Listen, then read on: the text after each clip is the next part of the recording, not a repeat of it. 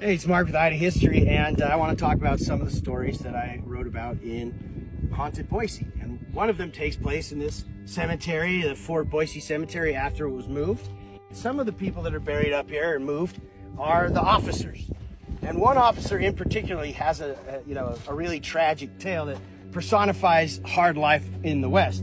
His name is Major Patrick Collins, and he was a hero of the Civil War. Well, he comes out west and he becomes a professional soldier, no longer the voluntary army of the Civil War. So you get his whole family moving out here, right? And so in 1865, he's here, and his son, young Daniel Collins, dies of fever in 1865. He goes on and he moves to down fighting the early Apache wars in California and Arizona, and he moves back here to be a commandant in the 1870s, 1875 or so.